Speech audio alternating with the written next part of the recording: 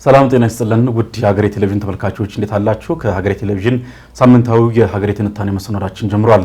ዛሬም በኢራን እስራኤልና አሜሪካ ጦርነት ላይ ቆይታ እናደርጋለን። በትላንትናው ዕለት ምሽት ፕሬዚዳንት ዶናልድ ትራምፕ እጅግ አስፈሪ እንዲሁም ከባድ የሆነ ማስጠንቀቂያ ለኢራን አስተላልፈዋል። በዛሬው ዕለት ሌሊት ሁሉም ነገር ይለይለታል የሚል ነገር አስታውቋል። ኢራን በአስቸኳይ ስምምነት ማትመጣ ከሆነ ሙሉ በሙሉ እናፈርሳታለን የሚልን ዛቻ ነው ያስተላለፉት። ይህን ተከትሎ ኢራን እንዲሁም እስራኤልም የተለያዩ መግለጫዎችን እያወጡ ይገኛሉ። በዚህ ላይ ሰፋ ያለ ቆይታ እናደርጋለን። ጦርነቱ 39ኛ ቀኑ ላይ ነው የሚገኘው። እስካሁን ምን ነገሮች ተከሰቱ፣ በቀጣይስ ደግሞ ምን ነገሮች ይጠበቃሉ የሚለው የዛሬው ቆይታ የምናደርግበት ጉዳይ ነው። እስከ ዝግጅታችን ፍጻሜ ድረስ ደግሞ አብራችሁን ቆዩ። ሙሴ ከበደ ከባልደረባ ኃይለ ገብርኤል ታደሰ ጋር ቆይታ እናደርጋለን። አብራችሁን ሁኑ። አይል እንዴት አለ? እንደምን አለ? ሁሉ መልካም አለን። እንግዲህ የኢራን እስራኤል ጦርነት አሁንም ዓለምን እያናወጠ እያቃወሰ ቀጥሏል። 39ኛ ቀኑ ላይ ነው የሚገኘው። እንግዲህ በእነዚህ ባለፉት 5 ሳምንታት ተጠናቀው ዛሬ እንግዲህ 6ኛ ሳምንቱ ላይ ነው በይፋ የሚገኘው ጦርነት። ዶናልድ ትራምፕ ደግሞ በትላንትናው ዕለት እንግዲህ የተለመደ ማስጠንቀቂያ ነው። በእርግጥ እስካሁን ድረስ እንዲህ አይነት መሰል ማስጠንቀቂያዎች ሲሰጡ ነበር የቆዩት። መጀመሪያ 48 ሰዓት በኋላ ለ5 ቀን ከዛ እየገፉ ደግሞ ለ10 ቀን አድርገውት ነበረ። እንግዲህ ዛሬ ደግሞ በድጋሚ 10 ቀን ኤፕሪል 6 ከተጠናቀቀ በኋላ ዛሬ 48 ሰዓት ሰጥተው ነበረ። እሱ ደግሞ ዛሬ ሚድናይት ላይ ወይም እኩለ ቀን ላይ በይፋ ይጠናቀቃል እና ይህን ተከትሎ ትናንትና ለጋዜጠኞች ይፋዊ ጋዜጣዊ መግለጫ ሰጥተው ነበረ። እዛ ላይ በጣም አስፈሪ የተባለን ማስጠንቀቂያ ነው የሰጡት። በዚህ ላይ እንግዲህ ኢራንን ሙሉ በሙሉ እናፈርሳታለን፣ ድልድዮች አይኖሩ፣ የተለያዩ የኤሌክትሪክ መሰረተ ልማቶች ከጥቅም ውጭ ነው የሚሆኑት፣ የኒኩሌር ማብሪያዎችም እንደዛው ኢቭን የሲቪሊያንስ ወይም ደግሞ ንጹሃን ዜጎች ደግሞ የሚጠቀሙባቸው የተለያዩ አይነት ደግሞ መሰረተ ልማቶችም የጥቃቱ ሰለባ እንደሚሆኑ ጭምር ነው የዛቱት። ምናልባት የዛቻ እንግዲህ ከዚህ ቀደም አሜሪካ በኢራቅና በአፍጋኒስታን ከፈጸመችው ወረራና ጥቃት የተለየ ቅርጽን ይዞ ሊመጣ እንደሚችል ብዙዎች እንግዲህ ስጋታቸውን እያጋሩ ነው የሚገኘው። እንደምታስታውሰው 2003 ላይ አሜሪካ ግዙፉን የተባለውን ኦፕሬሽን ያካሄደችው በኢራቅ ነው። በዚያም እንግዲህ በጣም ከፍተኛ የሆነ ውድመት ኢራቅ ላይ እንደደረሰ ይታወቃል። ባግዳድ የሚለው ስያሜ እንደውም ለዲስትራክሽን ወይም ደግሞ ለትልቅ ውድመት ምልክት እስከሚሆን ድረስ ደርሷል። ያ የነበረው የአሜሪካ ከፍተኛ የነበረ ወራና ጥቃት ምናልባት ያ በተለየ መልኩ ደግሞ በኢራን ሊደገም ይችላል የሚሉ ስጋቶች በስፋት እየተነሱ ነው። በአንጻሩ ደግሞ ምናልባት እስካሁን የነበሩትን ደግሞ የትራምፕን ወደ ኋላ ማለት ወይም የማፈግፈግ እርምጃዎችን ስትመለከት ደግሞ አሁንም ይሄ ነገር ኢራን ከአቋሟ ፈቀቅ እንድታጎበድድ የተደረገ ዛቻ እንጂ ይሄ ነገር አይፈጽሙትም የሚል ነገር ደግሞ ብዙዎች ያነሳሉ። በእርግጥ ትራምፕ አዲስ አይደለም የሳቸው ዛቻ፣ ኢራንም ይህንኑ ነው ያለችው። ለምደኗል ዛቻው። ይሄ እንዲህ አይነት ማስፈራሪያዎችም ተደጋጋሚ ጊዜ ሲሰጡ ስለነበረ ዓለምም አሁን እየለመደው መጥቷል። ነገር ግን ኢራን ካላት አቅም አንጻር ወይም ደግሞ በዚህ በጦርነቱም ላይ አሜሪካም ከወሰደችውም ደግሞ እርምጃ አንጻር ወደ እውነትነት ሊጠጋ ይችላል የሚሉ ስጋቶች አሁን በስፋት እየተነሱ ይገኛሉ። ምናልባት እንደው ሰፋ አድርገን መጀመሪያ የምንዋየው ጉዳይ የትራምፕን ማስጠንቀቂያ በተመለከተ ነው። በተለይ እንግዲህ ይህንን ማስጠንቀቂያም ተከትሎ እስራኤልም እንዲሁ አዲስ የሆነ ማስጠንቀቂያ አውጥታለች። ይህም ማስጠንቀቂያ ምንድነው? ኢራናውያን ከተለያዩ የባቡር መሰረተ ልማቶች እንዲርቁ የሚል ማስጠንቀቂያ ሰጥቷል። ኢራንም ደግሞ በጣም ከባድ የሆነ የአጸፋ እርምጃ በአሜሪካና እንዲሁም በተለያዩ ገልፍ ቀጠናው ሀገራት ላይ ይፈጽማሉ የሚል ነገር አስታውቃለች። እንግዲህ ይሄ በጣም በትልቅ ስጋትነት ታይቷል። በአንድም ደግሞ የነዳጅ ዋጋ በከፍተኛ ሁኔታ ነው የጨመረው።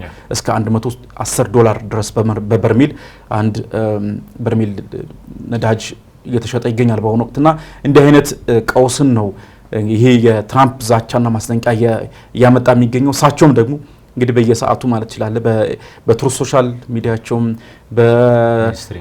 በሚኒስትሪ ሚዲያም ወይም ደግሞ በፕሬስ ኮንፈረንስም ላይ እንዲሁ ዓለምን ቢዚ እያደረጉ ነው፣ እያጨናነቁ ነው ማለት ይችላል። በቃ በጣም ለዓለም ስራ እየሰጡ ነው። እሳቸው ለነገሩ በጥር 2025 ላይ ወደ ስልጣን ከመጡበት ጊዜ ጀምሮ ያለውን ሲኩዌንስ ስትመለከት እንዲሁ ነው። የሆነ ነገር መግለጫ ይሰጣሉ። በዛ መግለጫ ዓለም ይናወጣል። የዓለም ኢኮኖሚ፣ የፖለቲካ እንቅስቃሴ፣ ስምምነቶች፣ ዲልስ የምትላቸው እንደውም እሳቸው ኪንግ ኦፍ ዲልስ ይላሉ። እነዚህ ነገሮች ሁሉ ነው ስጋት የሚገባቸውና አሁንም ደግሞ እሳቸውን በአዲስ መልኩ ደግሞ ያስተላለፉት ይኸው ማስጠንቀቂያና ዛቻም ዓለምን በተለየ መልኩ አሸብሯል ማለት እንችላለን። እንደው ዋና ዋና ነጥቦቹ ምንድናቸው? በቀጣይስ ደግሞ ምን ይጠበቃል? የኢራንና የሌሎች ሀገራት ምላሽ ምንድነው የሚለውን መግቢያ እናድርገው። አይ ቲንክ ትራምፕ ለማስፈራሪያ አዲስ አይደሉም።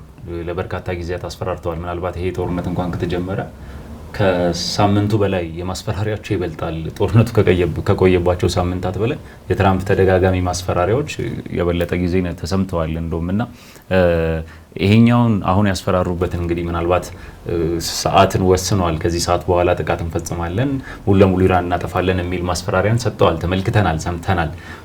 ነገር ግን ከትራምፕ ከቀደመው ነገራቸው ተነስተን ነው እንግዲህ ትራምፕ ሊያደርጉ ይችላሉ ወይስ አያደርጉም ወይስ ለማዘናጋትና ሌሎች አይነት ነገሮችን ለማድረግ ፈልገው ነው የሚሉ ነገሮችን ስንመለከት ምናልባት የመጀመሪያውን ብናነሳ እንኳን ለ48 ሰዓታት ብለው ወደ 5 ቀን ካራዘሙት በኋላ በመሀል ላይ የተናገሩት ነገር ምንድነው? ጥሩ ንግግር አድርገናል፣ መቀራረቦቻችን ጥሩ ናቸው፣ ለመስማማት እየተቃረብን ነው የሚል ነገርን አነስተው ነበርና ያኔ እንግዲህ ኢራን የሰጠችው ሪስፖንስ እናውቃለን፣ እኛ ምንም አይነት ንግግር አላደረግንም የሚል ነገርን በኢራን በኩል ተነስቷል።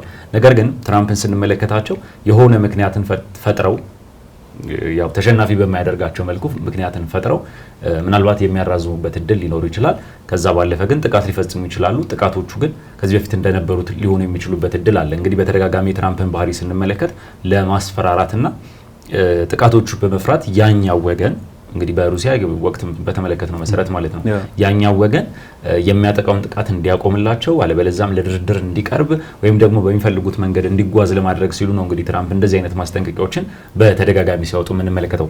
እንግዲህ ከአሁኑ ጦርነት ትራምፕ አሁን ላይ እንግዲህ ሲጀምሩት የነበረው ሀሳባቸውና አሁን ያለው ሀሳባቸው ምናልባት የተለያየ ነው ማለት የሚያስችል ሁኔታ ላይ እንገኛለን። እንግዲህ ከጀመሩበት ምክንያቶች አንጻር እንግዲህ የኒኩሌር ማብለያ ጣቢያዎችን የኒኩሌር መሰረተ ልማቶችን ኢራን እንዲኖራት ካለመፈለግና የኢራን መሰረተ ልማት የኒኩሌር መሰረተ ልማቶችን ከጥቅሞች ከማድረግ አንጻር ነው መነሻ ሲደረግ የነበረው። ዞሮ ደግሞ አሁን ላይ የመጣው እንግዲህ የሆርሙዝ ስትሬትን ማስከፈት በሚባል ደረጃ ላይ እየጠበበ መጥቷል ጦርነቱ። እንግዲህ ሌሎች የተጀመሩባቸው እንዳሉ ሆነው በመሰረታዊነት ቅድሚያ ሰጠው ግን እየተናገሩ ያሉት ነገር አሁንም የሆርሙዝን ስትሬት ክፈቱልን የሚል ነገርን ነው ሲያነሱ የነበረው። እንግዲህ ሰው አቋማቸው የሆነ ያክል መንሸራተትን ወይም መለወጥን እንዲያመጣ አድርጓቸዋል በጦርነቱ ምክንያት ማለት ነው። ከዛ ባለፈ የትራምፕ ፍላጎት ምንድነው? አሁን ጦርነቱን ማቆም ቢፈልጉም እንኳን ተሸንፈው ማቆምን አይፈልጉም። ስለዚህ አሸናፊ በሆኑበት መንገድ እንዴት ማቆም ይችላሉ የሚለውን ነው አሁን ነገሮችን ወደዛ ለማምጣት የሚፈልጉት። እንግዲህ ጦርነቱን አለማቆማቸው አንደኛ የሚያወጡትን ወጪ ዴይሊ ወጪያቸውን መመልከት እንችላለን።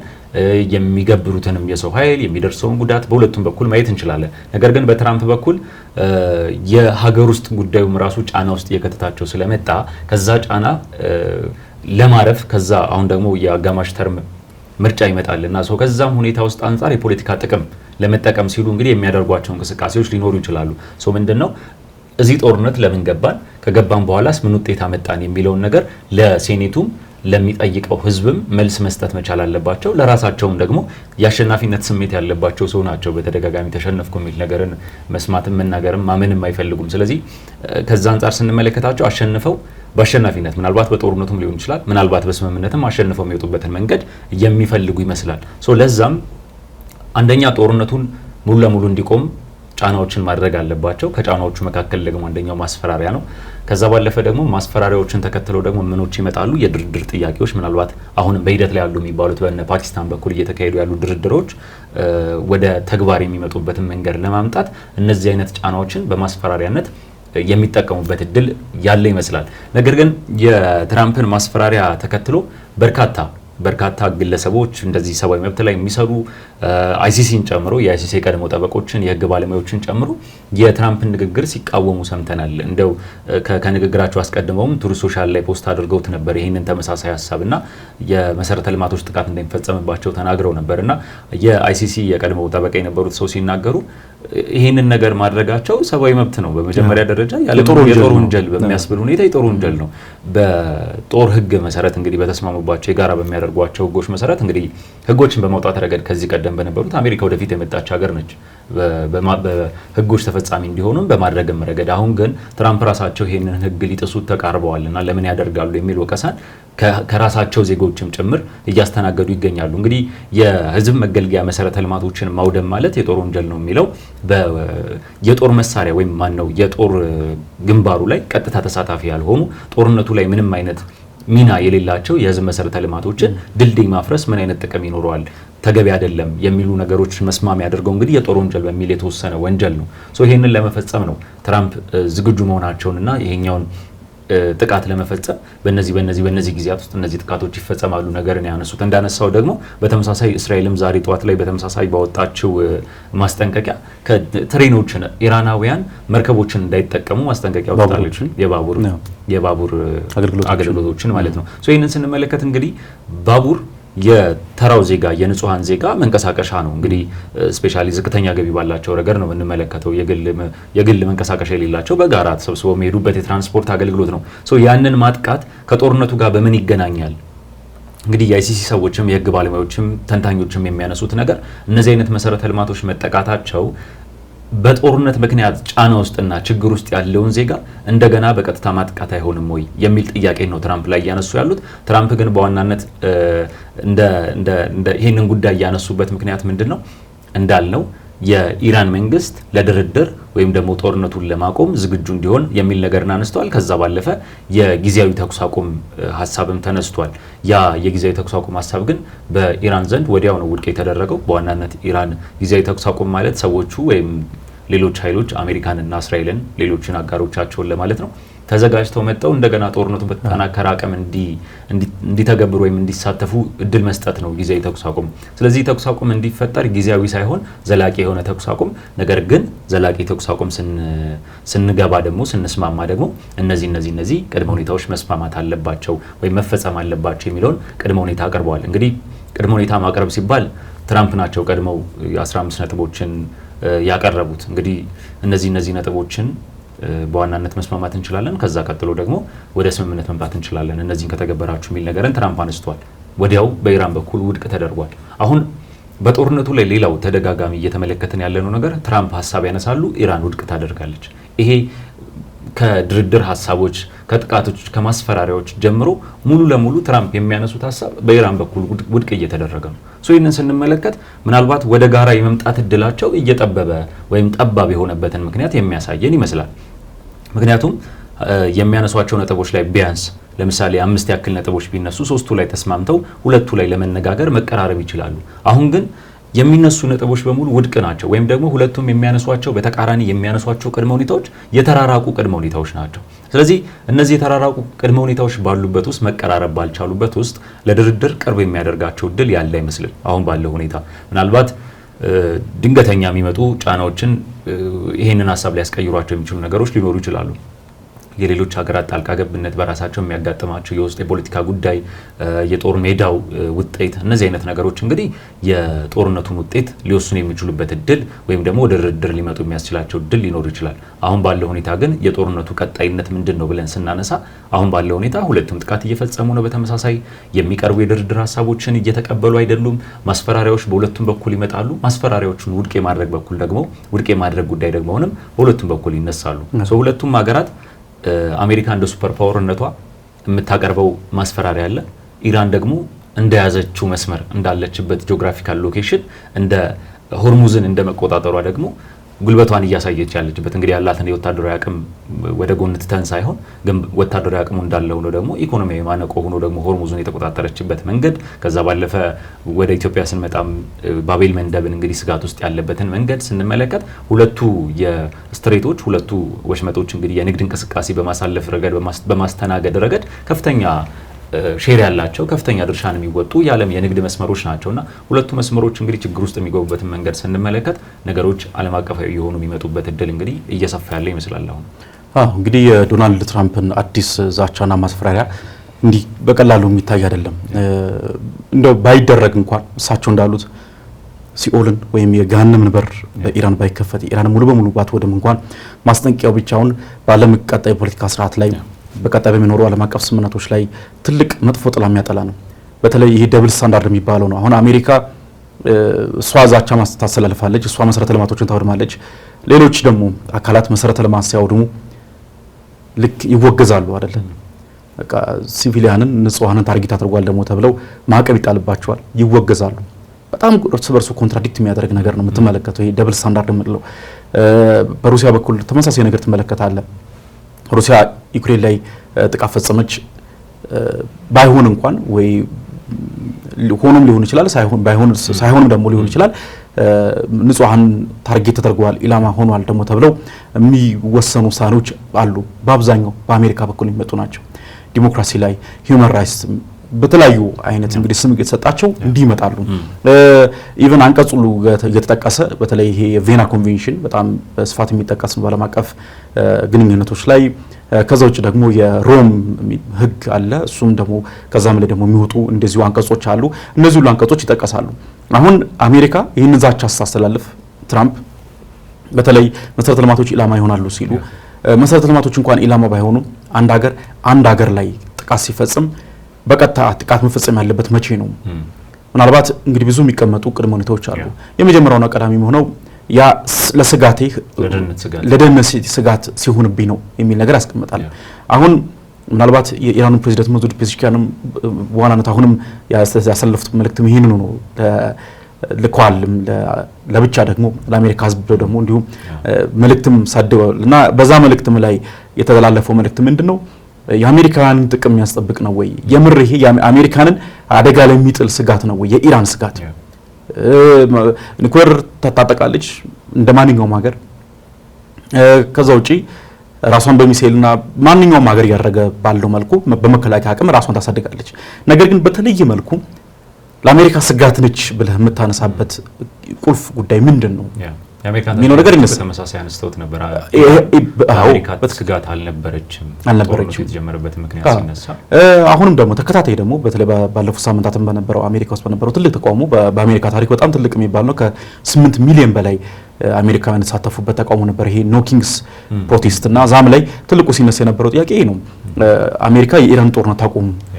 ምክንያቱም የኛ ጦርነት አይደለም፣ ይሄ እኛን የሚመለከት አይደለም በቀጥታ ኢቭን ኢራን የገልፍ ሀገራትን ስታጠቃ ዋናው ምክንያቷ ይሄ ነው። አሜሪካን እዛ አካባቢ ላይ ማግኘት ስለማልችል አሜሪካ ደግሞ ቤዛ አድርጋ የምትነሳው ጥቃት የምትፈጸመው በእነዚህ ሀገራት ላይ ስለሆነ እነዚህን እንደ ህጋዊ ኢላማዎች ነው የምጠቀማቸው፣ እነዚህን ነው ማጥፋት ያለብኝ ብላ አሁን ወደ ተባባሰ ጉዳይ ውስጥ የገባ ነው በዛ ምክንያት ነው። ስለዚህ አሁን ይህንን ነገር ስትመለከት ዶናልድ ትራምፕ ጥቃቱን በፈጽሙት እንኳን የጦር ወንጀል ነው መሰረተ ልማቶች ላይ ጥቃት መፈጸም በራሱ ጦርነቱ አሁን ደግሞ ያለበትም ሁኔታ እንዲሁ ሉዓላዊነትን የሚጥስ ነው። በቀጣይ ደግሞ ሊኖሩ የሚችሉ ስምምነቶችን በለው ድርድሮችን በለው ህጋዊ አካሄዶች በጣም በመጥፎ ሁኔታ ሊታዩ የሚችሉ ናቸው። አይሮኒካሊ ወይም ደግሞ በጣም በሚያስገርም ሁኔታ ደግሞ የጸጥታው ምክር ቤት የተባበሩት መንግስታት ድርጅት የጸጥታው ምክር ቤት በአሁኑ ሰዓት የምትመራው አሜሪካ ነች። ምን ያህል አይሮኒካል ነው ተመልከት። ማለት ምን ያህል በጣም እንደው ነገሮች እርስ በርስ እንደሚጣረሱ የምትመለከትበት ነው።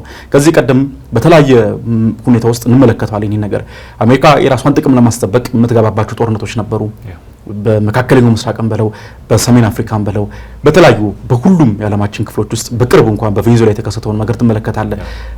ነዳጅ ተቆጣጥራ ሙሉ በሙሉ የቬኔዙዌላ ነዳጅ ገቢና ወጪውን እሷ ነች በዋናነት የምትቆጣጠረው። ይሄ እንግዲህ ነገርም ተናግረዋል። ትላንትናም ብለው ስለ ቬኔዙዌላም ያነሱት ሀሳብ ነበር። ጭራሽ የእነሱን ቋንቋም እየተማርኩ ነው፣ ህዝቡ ይወደኛል፣ ቀጣይ የምመረጠው እኔ ነኝ አይነት ነገር ነው። ራሱ ያሁኑ ፕሬዚዳንት ላይ ሁሉ በዚህ እሷም ላይ እንትን ማዕቀብ ተጥሎባቸዋል፣ የእንቅስቃሴ ገደብ ተጥሎባቸዋል በአሜሪካ ማለት አሁንም ጫናው እንደቀጠለ ነው። እንደፈልገ ነው ቬኔዙዌላ ላይ በአፍሪካ የተለያዩ ሀገራት ላይ እንዲሁ የራሷ ትልቅ ረጅም እጅ አለ፣ የራሷ ሚና አለ። እንደውም ከዚህ ቀደም በነበሩት በርካታ ተቋማት የሚነሱ በጣም ብዙ ተቋማት አሉ። IMF ወርልድ ባንክ ያልክ አሜሪካ ትልቅ የወሳኝነት ሚና በምትጫወትባቸው ተቋማት አማካኝነት የተለያዩ ሀገራት ላይ ሲፈጸሙ የነበሩ እርምጃዎችና ውሳኔዎች ነበሩ። አሁንም ይህንን ነው በኢራን በኩል ደግሞ በቀጥታ ደግሞ እንግዲህ ዶናልድ ትራምፕ ላይ የሚያደርጋቸው እስካሁን በሚስጥር ነበረ፣ በጀርባ የሚፈጸሙ ብዙ ነገሮች ነበሩ። አሁን ግን እሳቸው ያን ነገር አልፈልግም በፊት ለፊት ነው እንግዲህ ይህን ነገር ወደፊት እያመጡ ያሉትና በጣም እርስ በርሱ የሚጣረስን ነገር ነው የምትመለከተው። ምናልባት እዚሁ ላይ ሌላው የምናነሳው ፕሬዚዳንት ኢማኑኤል ማክሮን አንድ ያነሱት ሀሳብ ነበረ። በተለይ ባሳለፍነው ሳምንት ከባለቤታቸው ጋር በነበረው ዶናልድ ትራምፕ ባነሱት ሀሳብ ላይ ተነስተው አንዳንድ ጊዜ በየቀኑ መናገር አይጠበቅብህም የሚልን ሁሉ ምላሽ ሰጥቷቸዋል። ምናልባት ማክሮን ከዚህ ቀደም በባለቤታቸው ተመቷል፣ ከአውሮፕላን ላይ ሲወርዱ ተገፍተው ነበርና ያንን እንደ መሳለቂያ ነው የተጠቀሙትና ገና ከቀኝ መንጋጋቸው ጉዳት አላገገሙም እና በጣም ባለቤታቸው በጣም ተጨቁናቸዋለች የሚል ሀሳብ አንስተው በጣም ምን ያህል መነጋገሪያ እንደነበረ እና ፈረንሳውያን ኢቭን ፕሬዚዳንት ኢማኑኤል ማክሮንን የሚቃወሙ እና ለቀጣዩ ምርጫ እየተወዳደሩ ያሉ ተቋሞች ሁሉ ሳይቀሩ ይህንን በጣም በከፍተኛ ሁኔታ ተቃውሞ አውግዘው ነበር። የፈረንሳይ ክብር እንደመንካት ነው ተብሎ ይህንን ምናልባት በቅርብ ዓመታት ውስጥ እንደዚህ አይነት ግንኙነቶችን አልተመለከትንም። በእርግጥ የአሜሪካ ፕሬዚዳንቶች የምርጫ ውድድር ላይ እርስ በርስ እንደዚህ በዚህ አይነት መልኩ ይዘላለፋሉ። ነገር ግን ፕሬዚዳንቱ ሆነ ግን የሌላን ሀገር ፕሬዚዳንት ግን በዚህ መልኩ መዝለፍና ክብር የነካ ንግግር መናገር ግን ምናልባት በፕሬዚዳንት ዶናልድ ትራምፕ የፕሬዚዳንትነት መንበር ስልጣን ላይ በደንብ የተመለከትን ይመስለኛል። ዘለንስኪ ከትራምፕ ቢጠበቅም በተደጋጋሚ የምናየው ዘለንስኪ ኦቫል ኦፊስ ላይ የነበረው ነገር፣ ሲሪል ራማፎሳ በጋዜጠኞች ላይ የሚያደርጉትን ነገር፣ በተለይ ኤፕስቲን ፋይልን በተመለከተ ደግሞ በሚነሳላቸው ማንኛውም ጥያቄ ላይ ጠያቂው በሆነ መንገድ ይዘለፋል።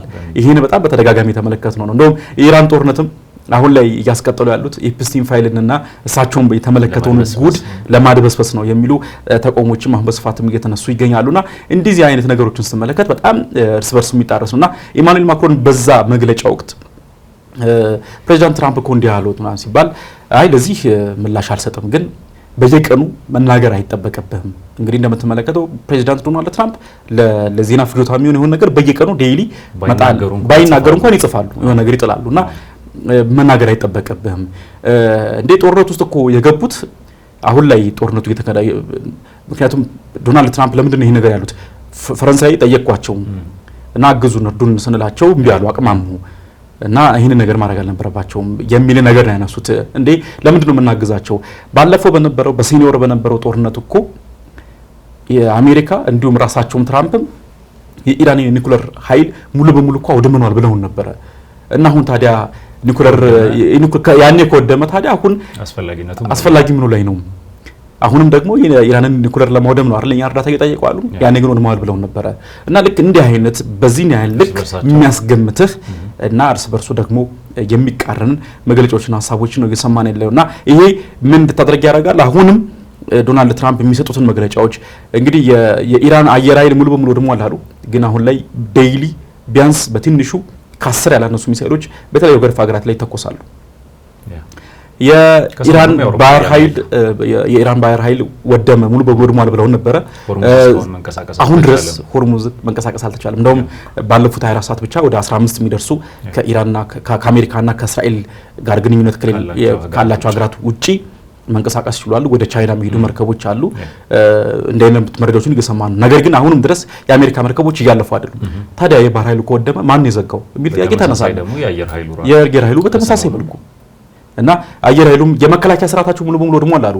ነገር ግን ባለፉት ጥቂት ቀናት ውስጥ በተለይ ያንን ደግሞ የአሜሪካን አብራሪ ለማትረፍ ደግሞ በተደረገው ግብግብ ምን ያህል የአሜሪካ የጦር አውሮፕላኖች በኢራን የአየር መከላከያ ስርዓት ወድመው ከጥቅም ውጭ እንደሆኑ ተመልክተናል አይደል? ይሄን ማን ነው ያደረገው ታዲያ? የአሜሪካ የአየር መከላከያ ስርዓት ነው ያደረገው። እና ማለት እርስ በርሱ ምን ያህል የሚጣረሱ ነገሮችን እየተመለከትን እንገኛለን። እና አሁንም እንግዲህ እሳቸውም ይህንን ነገር ምናልባት የፈሪዱላ ነው ወይም እያስባለ የሚገኛል እሳቸው መግለጫ።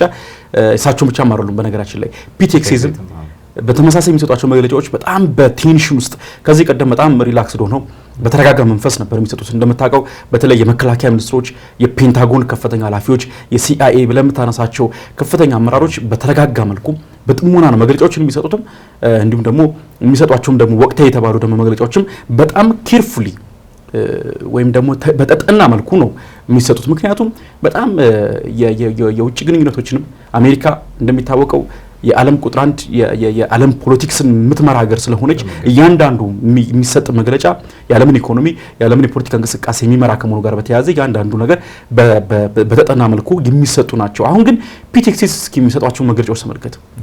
ስሜታዊ የሆነው አንዳንዴ ጠረጴዛ መደብደብ ሁሉ ያቃጣቸዋል። ስለ በቃ በዚህ መልኩ ነው ስሜታዊነታቸውን ከፊታቸው በሚመስል መልኩ በጣም ደግሞ የሚገርመው እንግዲህ ባለፉት ጥቂት ቀናት ወደ 5 የሚደርሱ የፔንታጎን ከፍተኛ የጦር አዛዦችም ከስልጣናቸው እንዲነሱ ተደርጓል። ይሄ እንግዲህ የኢታማጆር ሹሙን ጨምሮ ማለት ነው እንዲታኩ ተደርጓል። ይሄ በጣም ትልቅ ደግሞ ቀውስ ነው። ምናልባት እነዚህ ጦርነት ውስጥ ባለች ሀገር የፔንታጎንን የመከላከያ ሚኒስትሩን ከፍተኛ አዛዦች መቀየር ማለት ምን ያህል እንግዲህ ውስጥ አለመስማማት እንዳለ ስንጥቃት እንዳለ የሚያሳይ ነው። እንደውም የተሾሙት ደግሞ ሰውዬ ደግሞ እንግዲህ ምናልባት ለትራምፕ ታማኝ የሆኑ እና ይሄ ማጋ የሚባለውን አዲሱን ደግሞ የትራምፕን አስተዳደር እንቅስቃሴዎችን የሚደግፉ ሰው ናቸው እንግዲህ የተሾሙትና እነዚህ የተነሱት ደግሞ የጦር አዛዦች እንግዲህ 30-40 ዓመታት በአሜሪካ የጦር ሰራዊት ውስጥ ልምድ ያላቸው ናቸው። በኢራቅ፣ በአፍጋኒስታን በተለያዩ የጦር ግንባሮች ላይ ያዋጉ በከፍተኛ ኃላፊነት ላይ ያገለግሉ ናቸው። እነዚህ ደግሞ ዲሞክራቲም መጣ ሪፐብሊካን ፓርቲ መጣ የማይቀየሩ ማትነካቸው አይነኬ የነበሩ ሰዎች ናቸው። አሁን ግን ዶናልድ ትራምፕ እነዚህን አይነኬ ተብለው የነበሩትን አንስቷል። እንደምታውቀው የአሜሪካ መንግስት በአሁኑ ሰዓት ስቲል ዝጎሮ ነው ያለው። አይነኩም የምትላቸው ተቋማት አሁን እየተነኩ ነው። አይነኩም የምትላቸው ስምምነቶች እየተጣሱ ነው የሚገኙት እና የአሜሪካ ቀጣይ ህልውና ምንድን ነው? በቀጣይ ምርጫ ብቻ አይደለም እንዳልከው በእርግጥ አሁን ላይ አመቱ አጋማሽ ላይ የሚደረግ ምርጫ አለ። በጣም የሚጠበቅ ምርጫ አለ። እዛ ላይ ብዙ ምናልባት ሊቀየሩ የሚችሉ ነገሮች አሉ። በተለይ በምክር ቤት ወንበሮች ላይ የሚጠበቁ ነገሮች ይኖራሉ። ግን ያን ብቻም ሳይሆን ደግሞ በዓለም ደግሞ የፖለቲካ እንቅስቃሴ ላይ በትልቁ የሚጠበቁ ነገሮች ይኖራሉ። ያ በሚገባ በዋናነት ግን ከፖለቲካው ባለፈ የአሜሪካን የውስጥ ፖለቲካ እየበጠበጡት ማለት ላይ እንዳይረጋጋ ከሚያደርጉት ውስጥ የውስጥ ፖለቲካውን ኢኮኖሚ እንቅስቃሴዎች ናቸው በከፍተኛ ሁኔታ የምንመለከተው። ምናልባት በርካታ የስራ አጥ ቁጥር ወጣቶች ስራ ከማግኘት አንጻር ገበያቸውና ወጣቸው ሰሞኑን እንኳን ባለው የነዳጅ እንቅስቃሴ መዘጋት በርካታ ሰዎች ሲያማርሩ በሶሻል ሚዲያዎቹ ላይ እየተመለከትን ነው። የነዳጅ ዋጋ አሜሪካ ላይ ካለው ከነበረው ገበያ አንጻር እንግዲህ በከፍተኛ እጥፍ ነው የጨመረውና ያንን ስናነሳ እንግዲህ አሁንም ትራምፕ ላይ የሚደረጉት ጫናዎች አሁን ካለው ምርጫ ጋር ተያይዞ እንግዲህ በመንግስታዊ አስተዳደሮች በበጀት ምክንያት ተዘግተው ያሉ አስተዳደሮችን እንመለከታለንና እንግዲህ ይሄ የሆነበት ምክንያት ይሄ የሆነው የትራምፕ ፓርቲ ሰዎች መቀመጫውን በከፍተኛ ቁጥር ይዘው ባለበት ሁኔታ ውስጥ ነው። እንግዲህ የራሳቸውን ፓርቲ ሰዎች ተቃውመዋቸው ነው ያንን ማጽደቅ ያልተቻለው እስካሁን ድረስ። እንግዲህ በቀጣይ ደግሞ አጋማሽ ምርጫ ላይ ወንበሮቹን የሚያጡ ከሆነ በከፍተኛ ደረጃ ዲሞክራቶች ወንበሩን የሚረከቡ ከሆነ እነዚህ አይነት ድምጾችን የማግኘት እድላቸው ትራምፕ የውሳኔዎቹ እንግዲህ በምክር ቤቱ መጽደቅ ያለባቸው ውሳኔዎችን ማጸደቅ የማይችሉበት እድል እየሰፋ የሚመጣበት ሁኔታ ይኖራል ማለት ነው። ይህንን ስንመለከት የውስጥ ፖለቲካው ከፍተኛ ጫና ውስጥ እየገባ የሚመጣበት እድል ከፍተኛ ነው። ከዛ ባለፈ እንግዲህ በዋናነት ያነሳ ነው የኢኮኖሚ ጉዳዩን ነውና ኢኮኖሚ ስንል አሁን ደግሞ ኢኮኖሚው እየተመራ ያለው በሆርሙዝ ነው አሁን ባለበት ሁኔታ ስንመለከት። ምክንያቱም ሙዝም ብቻም ሳይሆን በትራምፕ መግለጫዎች የትራምፕ መግለጫ እንዳለ ሆኖ የዓለም ፖለቲካ ወይም የዓለም የኢኮኖሚ እንቅስቃሴ መሰረቱ በነዳጅ ነው በዋናነት። ነዳጅ ፖለቲካ ላይ ምን ያክል ተጽዕኖ እንዳለው እየተመለከተን ያለንበት ሁኔታ ነው ያለው የትኛውም ሀገር ላይ ኢቭን አሜሪካን ቢሆን እንግዲህ ተቀማጮቿን ከተቀማጭ ነዳጆቿ እያመጣች ለገበያ ማድረስ ብትችልም እንኳን ነዳጅ እንደሌሎች ሀገራት ጠፋ የሚባልባት ሀገር ባትሆንም እንኳን ዋጋውና በፊት ከነበረው አንጻር ግን ዋጋው በሰዎች ዘንድ ያን ያክል ምሬትን እየፈጠረ ያለበት ሁኔታ ነው ያለው። እንግዲህ አሜሪካን የሚያክል ሀገር ላይ ተጽዕኖ ከፈጠረ ሌሎች ሀገራትን መመልከት እንችላለን። በከፍተኛ ደረጃ ተጽዕኖ ሊያሳድርባቸው የሚችል መስመር እንደሆነ ማለት ነው። እና ከማክሮን ጋር የገቡበት ሰጣ ገባ አንደኛው ከዚህ ጋር የተነሳ ጉዳይ ነው። እንግዲህ ትራምፕ ማክሮን እንዲያግዟቸው ጥያቄ አቀርበዋል። በተመሳሳይ እንግሊዝን ጥያቄ አቀርበዋል። እንደ አጠቃላይ ደግሞ ኔቶን ጥያቄ አቀርበዋል። እንግዲህ እነዚህን ስንመለከት ሁሉም ፍቃደኛ አልሆኑም። እንግዲህ አንዳንዶቹ በቀጥታ እንሳተፍም ብለዋል። አንዳንዶቹ ሁኔታውን በማጤን ላይ ናቸው። አንዳንዶቹ ደግሞ እንወያይ፣ እንነጋገር፣ ተነጋገሩ፣ ለምን አትታረቁም የሚል ሀሳብን ሲያመጡ እንመለከታለን። በዋናነት ይህንን ከማስታረቅ አንጻር ፓኪስታን ትልቅ ሚና ወስዳ እየተጫወተች ነው። ለምን ፓኪስታን ስንል አንደኛ ካለችበት አካባቢ አንጻር ከቅርበቱ አንጻር ሁለቱን ለማሸማገል ካላቸው መሪዎቹ እንግዲህ በተለይ የፓኪስታን ኤታማዦር ሹሙ ቅርብ ናቸው ለትራምፕ ይባላል። ትራምፕ ጋር ካላቸው መነጋገር አንጻር ማለት ነው። በተመሳሳይ በኢራን በኩልም ያለውን መረጃና በእሳቸው በኩል ነው ንግግሮች እየተካሄዱ ያሉት። እሳቸው በዋናነት ፓኪስታን እንግዲህ ንግግሮቹን ለማካሄድ ጥረት እያደረገች ያለችበት ሁኔታ አለ። ያ እንዳለ ሆኖ ግን ትራምፕ ደግሞ ሆርሙዝን ለማስከፈት አሁንም የመጨረሻ ንግግራቸውን እንግዲህ በነዛ ከበድ ባሉ የስድብ ቃላቶች ጭምር ነው እንግዲህ ትራምፕ ሆርሙዝን ክፈቱት የሚል ነገርን ማስተላለፍ የጀመሩት ወይም ማስጠንቀቅ እና በማይከፈት ከሆነ ደግሞ ምን አይነት እርምጃ እንደሚወስዱ የተናገሩት እንግዲህ ከሆርሙዝ ጋር ተያይዞ ነው። ይሄ እንግዲህ አንደኛ ትራምፕ ንዴት ውስጥ መግባታቸውን የሚያሳይ ጽሁፍ ነበረ ትሩዝ ሶሻል ላይ የተናገሩት ማለት ነው። ግን ያ ንዴታቸው ከምን መጣ? ኢኮኖሚው ላይ ምን ያክል ተጽዕኖ እንዳሳደረ ስለሚያውቁ ነው። ኢኮኖሚ ደግሞ የፖለቲካል ኢኮኖሚው ላይ ምን ያክል ተጽዕኖ እንደሚያመጣ ግልጽ ነው። እንግዲህ የኢኮኖሚው መናወጥ ፖለቲካው ላይ ምን እንደሚያመጣ ግልጽ ነው። ከፖለቲካው ባለፈ ደግሞ በአሜሪካ ምክንያት እኮ ነው ይሄ መስመር የተዘጋ የሚሉ ሀገራት ደግሞ አሁንም አሜሪካ ላይ ጫና ማሳደራቸው አይቀሬ ይሆናል። እነዚህ ጫናዎች ደግሞ ወዴት ነው የሚመጡት? ዞሮ ወደ አሜሪካ የግል ተቋማትና ህዝቦች የአሜሪካውያን ዘንድ ነው እንግዲህ ጫናዎቹ እየታዩ እየመጡ ያሉት ማለት ነው። ሶ ያንን አይፈልጉም አሜሪካውያን። ምናልባት አሜሪካውያን በተሻለ ምቾት ላይ የምናያቸው ዜጎች ናቸው ባለፉት ጊዜያት በኢኮኖሚ ገቢያቸው ባላቸው አቅም አንጻር ማለት ነው። ሶ አሁን ግን ያንን መቋቋም የሚችሉበት አቅም ላይ አይደሉም። ጫናው እየበረታባቸው እየመጣ ነው በዜጎቹ ዘንድ። እነዛንም ተቃውሞች በተለይ ሶሻል ሚዲያዎች ላይ እየተመለከትናቸው ስለሆነ ማለት ነው። እነዚህ ሁኔታዎች ቀርቷል። የአሜሪካ መንግስት ያቀርባቸው የነበሩ ነጻ አገልግሎቶች እየቀሩ ነው። እንግዲህ እነዛ መቋረጦች አሉ፣ ከዛ የዋጋ ጭማሪዎች አሉ በከፍተኛ ሁኔታ። ገበያቸው ደግሞ ያን ያክል ለውጥን የሚያመጣበት ጊዜ ላይ አይደለም በዚህ ፍጥነት። ሰው ይሄንን ስንመለከት ጫናው እየበረታ ነው የመጣባቸው ትራምፕ ላይ። ያንን ጫና ደግሞ ለመከላከል ሲሉ ምን ማድረግ አለባቸው? የሆርሙዝ ስትሬትን መክፈት፣ የነዳጅ እንቅስቃሴው በነበረበት መንገድ መመለስ መቻል፣ ሌሎች ሀገራት እንደፈለጉ ማግኘት፣ አሜሪካን በምትፈልገው መንገድ እንቅስቃሴውን ማስኬድ፣ የሆርሙዝን እንቅስቃሴ ማስኬድ መቻል መፍትሄ ነው። ነገር ግን ያንን መፍትሄ ደግሞ በኢራን በኩል ተቀባይነት ያለው አይደለም።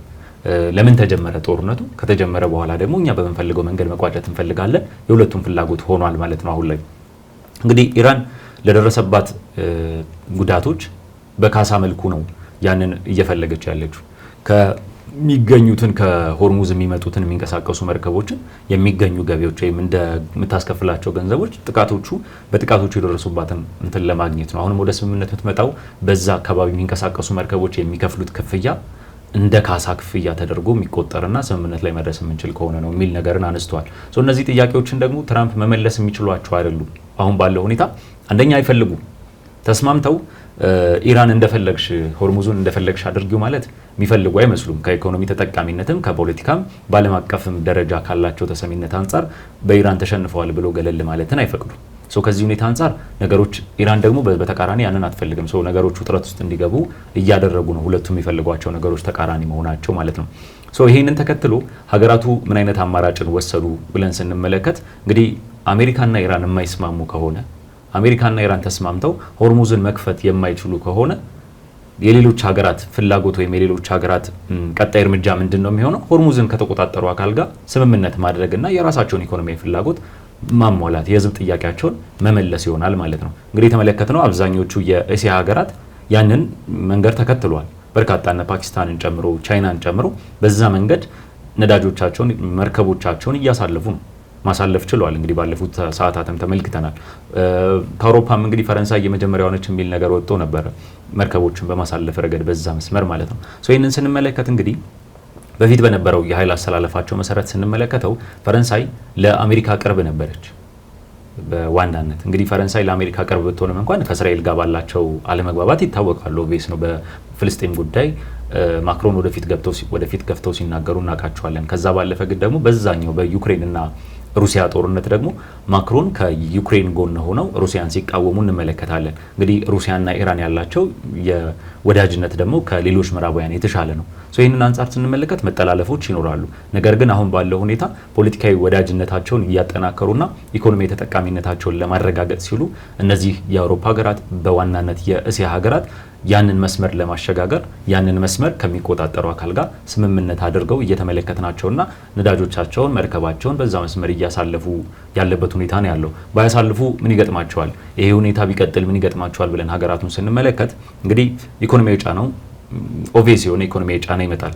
ኢኮኖሚያዊ ጫናውን ተከትሎ ደግሞ የህዝብ ጫና ይመጣል። ህዝቡ ጥያቄዎቻቸው አለመመለስ፣ የኑሮ ውድነቱ መባባስ ህዝቡ ጥያቄ እንዲያነሳ ያደርገዋል። የህዝቡን ጥያቄ ተከትሎ ደግሞ ሌሎች ተቃዋሚ ኃይሎች የህዝቡን ጥያቄ እንመልሳለን የሚል የፖለቲካ ተጠቃሚ ወይም የፖለቲካ ጥቅማቸውን ደግሞ ለመጠቀም ሲሉ ደግሞ ሌሎች ተቃዋሚ ኃይሎች ደግሞ የሚመጡበት ሁኔታ ይኖራል ማለት ነው። እንግዲህ አውሮፓውያን በከፍተኛ ሁኔታ ኢኮኖሚያቸው የተዳከመ ሁኔታ ውስጥ ነው የሚገኙት።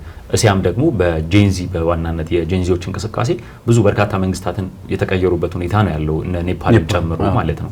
ያንን ሁኔታ ስናስታውስ መንግስቶቻቸው በጠንካራ ሁኔታ ላይ ባልቆመበት ሁኔታ ውስጥ እንደዚህ አይነት የኢኮኖሚ ጫና መምጣቱ ወጣቱንም ህዝቡንም እንዲነሳ ከዛ ባለፈም የፖለቲካ ሌሎች ተቋሚ ኃይሎች እንዲነሱባቸውና ጫና ውስጥ እንዲገቡ ስለሚያደርጋቸው ይሄ ሁኔታ ምናልባት ሀገራቱ ከተስማምቶ ጦርነት ውስጥ ከመግባት ይልቅ የሚያዋጣቸውን የኢኮኖሚና የዲፕሎማሲ መንገድን መርጠው እንግዲህ እያደረጉ ያሉት መንገድ ያንን የሚያሳየንና ትራምፕን ደግሞ ምናልባት ኢኮኖሚውን የሚያስቀራቸው ሁኔታ ነው።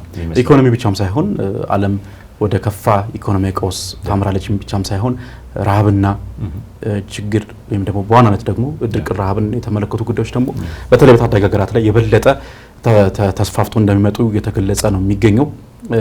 የኢራንን ምናልባት አቅም ማንሳት ደግሞ ያስፈልጋል። አሁን ላይ እንግዲህ በኢራን ሲጠበቁ የነበረው የአገዛዝ ለውጥ አሁን ላይ እውን አልሆነም።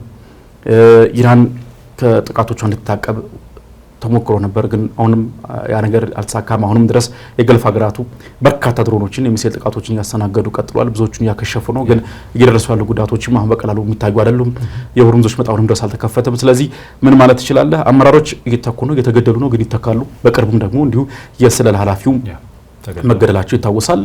የኢራን እስላማዊ አብዮታዊ ዘብ ይህንን ጉዳይ አስታውቋል። ግን ኢራን አሁንም ድረስ ደግሞ ከያዘችው አቋም ምንም ያህል ፈቀቅ አላለችም። አሁንም ደግሞ በእነዚሁ ደግሞ እንቅስቃሴዎቿ ቀጥላለች። ኢቭን ኒኩለር የተብላለው ኒኩለር ሁሉ ማስረከብ የሚሉ ሁሉ ጥያቄዎች ወይም ደግሞ በትራምፕ የተኩስ አቁም ስምምነት ውስጥ ቀርቦ ነበረ። ያ ደግሞ በፍጹም የሚታሰብ አይደለም የሚል ነገር በኢራን በኩል እየተገለጸ ይገኛል። እሱም ብቻም ደግሞ ሳይሆን ትራምፕ በሚያስተላልፏቸው ዛቻዎች ላይ ከዛ ከፋ ያለ ደግሞ ያጸፋ እርምጃ እንወስዳለን ሁሉ የሚል ደግሞ ይሄ ካውንተር ቃል በቃል ነው እና አሁንም ያጸፋ እርምጃ እንደሚወስዱ ደግሞ እያሳወቁ ነው የሚገኙት። ይህን ነገር ደግሞ ስትመለከት ኦኬ የሆነ አቅም አለ ማለት ነው። ስለዚህ ባይኖር እኮ እንደዚህ አትስትም አይደለም። ቬኔዙዌላ ዝታለች፣ ግን ያ ነገር ተከሰተባት፣ ግን ምን ማድረግ አልቻለችም። ምንም ምላሽ አልሰጠችም። በተመሳሳይ ሁለቱም መሪያቸውን አጥተዋል። ሁለቱም ሀገራት መሪዎች ናቸው፣ ግን በተለያየ መንገድ ቢሆንም ግን ሁኔታው ደግሞ ሁኔታው ግን አሁንም ደግሞ የዘለቁበት መንገድ ግን በጣም የተለያየ ነው። ስለዚህ ኢራንም አሁን መሪዎቹ ቢገደሉም እየደረሱ ያሉ ውድመቶችም ደግሞ ቢቀጥሉም ግን በተወሰነ መልኩ ደግሞ የመከላከያ አቅሙ አሁንም ባለበት አቅም ደግሞ እየቀጠለ ነው የሚገኘው። ሬጂም ቼንጅ የሚባለው ነገር በፍጹም እንዳይታሰበሉ ሩቅ እንዲሆን ሁሉ ነው ያደረገው። በተለይ እነዚህ ደግሞ አሁንም ኢራናውያን ደግሞ በእርግጥ ምንም እንኳን ውስጥ ያለው ጉዳይ ወይም ደግሞ መንግስታቸው ለሚያነሱ ነገር ቢኖርም ግን በዚህ ደግሞ ቀውስ ምክንያት ደግሞ የበለጠ የብሔርተኝነት ስሜት እንዲያገነግንባቸው ነገር ፍቅር ስሜት እንዲያድርባቸው ሁሉ ነው ያደረገው። እውነትም ደግሞ ለካ እንግዲህ በኢራን በኩል የሚነሱ ሀሳቦች አሉ አይደለ? ማለት እስራኤልን አሜሪካ እንደ ጠላት የማየት ጉዳይ በተለይ በዋናነት ደግሞ አሜሪካንን ጨምሮ እንደ ጠላት የማየት ጉዳይ ነበረ። አሁን ግን የሲቪል መሰረተ ልማቶች ላይ ጥቃቶች እየተፈጸሙ የሚሄዱ ከሆነ ግን ይህን ነገር የሚያጠናክርልን እውነትም ጠላት ለሆነች ነኝ በሚናብ የዳሪ ትምህርት ቤት ላይ የተፈጸመው ጥቃት ነገራችን ላይ የሚረሳም አይደለም። ልክ እንዲህ አይነት ጥቃቶችን ተመሳሳይ ጥቃቶችን ስትመለከት እኔ ወይም ደግሞ በኢራን ዜጋ ቦታ ላይ ሆነ ራስን አስቀምጠ ስታስበው መንግስቱ እንድትጠላ ነው የሚያደርገው ወይስ ደግሞ በመንግስቱ ሳይድ ደግሞ ሆነ ወደ ጦር ሜዳ ሄደህ ልትሰለፍ ነው የሚያደርገው? በኢራን በኩል ነው ወደ 7 ሚሊዮን የሚሆኑ ኢራናውያን ለጦርነት ዝግጁ ሆነው ምናልባት አሜሪካ የምድር ወረራውን አድርጋው እንደ ቃሉ አድርጋው የምትፈጽም ከሆነ ሄደው ለመዋጋት ዝግጁ የሆኑ 7 ሚሊዮን ሰዎች ጥያቄ እንዳቀረቡም እየተሰማ ነው የሚገኘውና ይህን ነገር ስትመለከት ጦርነቱ የበለጠ ለቀጣዮቹ ምናልባት ሳምንታትም ተባብሶ ሊቀጥል እንደሚችል አመላካቹ መረጃዎች ነው የሚገኙት። ምናልባት እንግዲህ የዛሬው ደግሞ የትራምፕ መግለጫን ተከትሎ ደግሞ ምን አይነት ጥቃቶች ይስተናገዳሉ፣ ዓለምስ ደግሞ ምን አይነት ደግሞ እንግዲህ እስካሁን ያላት ከበቂ በላይ ነው እስካሁን ያለው ቀውስና ውጥንቅጥ ከዚህ ደግሞ በተለየ መልኩ ምን ነገር ታስተናግዳለች የሚለውን እንግዲህ የምንመለከት ይሆናል። ዛሬ ግን በዚሁ እናብቃ። በቀጣይ የሚኖሩ ነገሮችን በሀገሬ ቴሌቪዥን የተለመዱ ነው መሰናዶቻችን ይዘንላችሁ እንቀርባለን። ውድ ተመልካቾቻችን ከሀገሬ ቴሌቪዥን ለዛሬ ያዝንላችሁ ሀገሬ ትንታኔ መሰናዶ ይህንን ይመስል ነበር። ሙሴ ከበደ ከባልደረባ ያለ ገብረ ታደሰ ጋር ቆይታ አደረግን። እናንተም እስከዚህ ሰዓት ድረስ አብራችሁን ከኛ ጋር ቆያችሁ ከልብ እናመሰግናችኋለን። ከቀሪ የጣቢያው መሰናዶች ጋር መልካም ጊዜ ሆነላችሁ።